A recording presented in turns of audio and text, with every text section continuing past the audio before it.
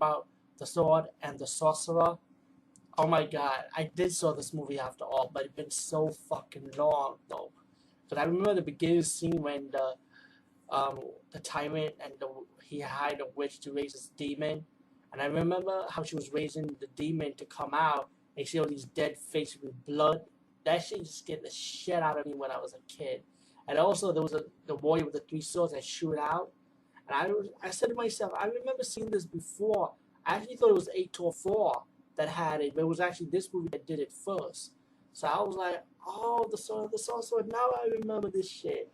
And yo, the action, the sense of humor, the soundtrack, yeah, it was really good, and the movie was fun. This was a fun fantasy movie, you know.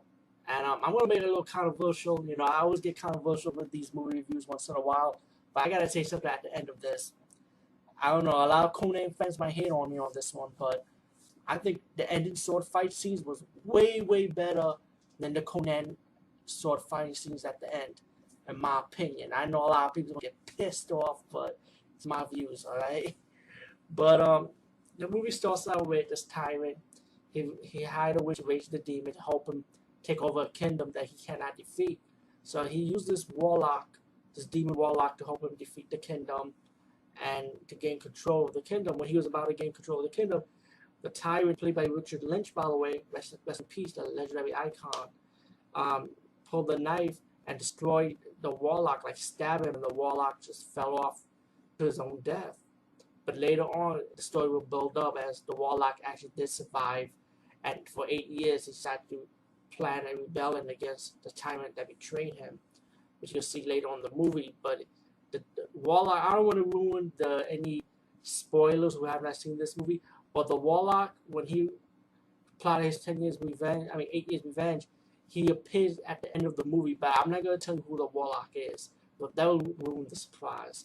But meanwhile, while the tyrant was finally got the kingdom that he wanted, the only survivor from it was the son, and the story of the son grows up. He became like a pirate type of guy, which was told by a story.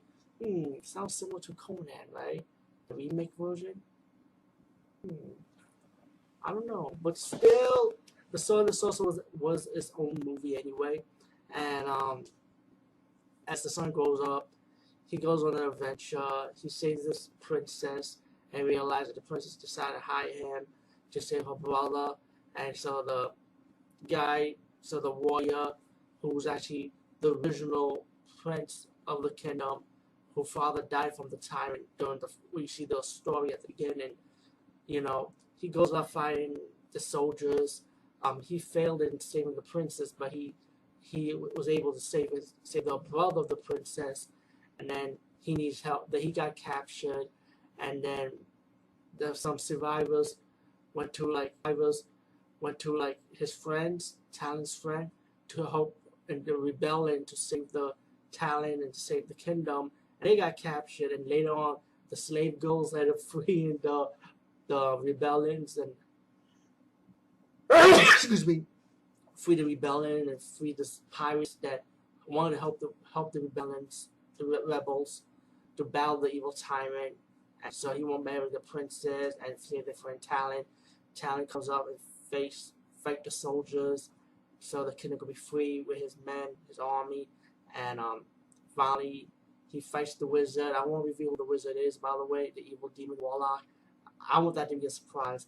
And he also fights Richard Lynch's character, the tyrant, and this awesome sword fight scene, which I felt like was, to me, way better than the Conan ending fight scenes. In my opinion, because I felt like it was well choreographed, really well fucking done, and I like how Talon and the tyrant, when they were sword fighting, they were switching the sword weapons, their own sword weapons and stuff. To me, it was really fucking cool in my opinion. And of course, at the end of the credits, it tells you about there's gonna be a sequel for this movie, which they did many years later. And let me just say that I did saw the sequel of this movie, but I did not know it was the sequel to The Sword of the Sorcerer. I saw it with the Wikipedia and just found that out. And I was like, "Are you fucking kidding me?" And the sequel actually had Kevin Sorbo in it, by the way. I don't really want to talk about it because I saw this movie long ago anyway, and let me just say, it is fucking horrible. The sequel to this movie is fucking horrible. The CGI was just plain stupid. I see better CGI from a Sci-Fi Channel movie than the sequel to this movie. It was just plain horrible. I didn't even bother reviewing it. But besides that, check out the original one, The Sword and the Sorcerer, and erase the sequel out your mind. This is a classic. This is worth getting your collection. If you join Netflix, you can rent on Netflix like I did. Anyway, this was Sorcerer rocks. Peace, guys. See you later.